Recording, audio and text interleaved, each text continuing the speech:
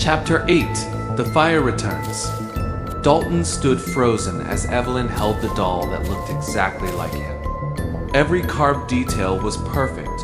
His jacket, his messy hair, even the small scar above his eyebrow. The doll's tiny wooden chest rose and fell as if it bred. Dalton whispered, "You can't have me."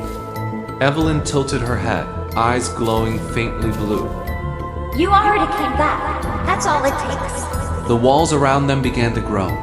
Ash fell from the ceiling like black snow. Somewhere deep in the ruins, a fire crackled, faint at first, then rising. Dalton spun toward the sound. This place burned down 70 years ago. Evelyn's voice echoed like wind through broken glass.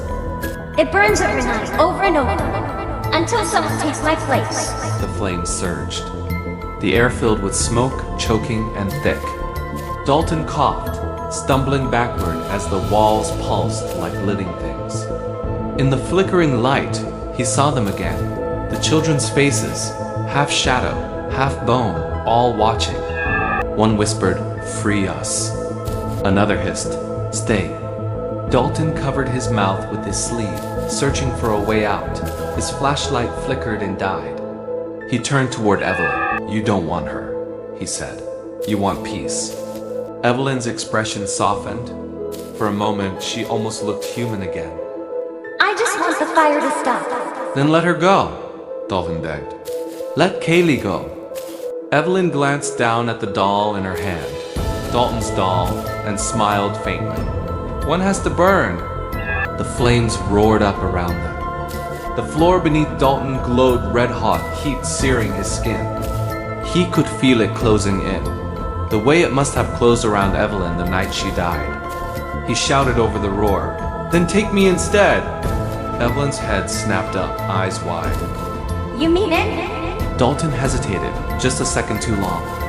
The doll in her hand smiled, its wooden eyes turned toward him. You shouldn't have said that. A blinding flash, and suddenly Dalton wasn't in the toy shop anymore.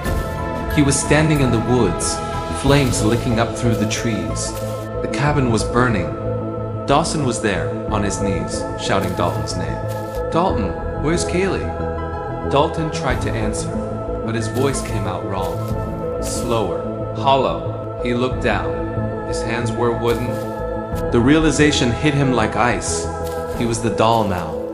Inside the burning cabin, he saw Kaylee, alive, coughing, crawling toward the door. "Go!" he tried to shout. "Get out!" But the sound that came from his mouth was only the soft hum of the lullaby. Evelyn's laughter echoed through the flames. Trait complete. Kaylee stumbled out of the fire, Dawson grabbing her and pulling her into the clearing. She gasped for air, tears streaking her ash-covered face.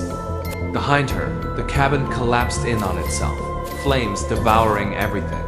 Dalton! Where's Dalton? Kaylee screamed, but he was already gone. Later, when the fire trucks came, there was no sign of him. Nobody, no footprints, nothing. Just a single charred music box, still playing faintly through the smoke. And inside it, nestled in the ashes, a small wooden doll, smiling.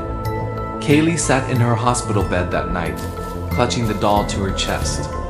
She couldn't explain what had happened. The doctor said it was shock. Dawson stayed by her side, silent. When she finally looked down at the doll, she noticed something new carved into its back. Letters, uneven but familiar. "One more to go." Kaylee's breath caught. "No," she whispered. "You can't." But then, from somewhere in the dark hospital room, a faint voice answered. Not Evelyn's this time. It was Dalton's.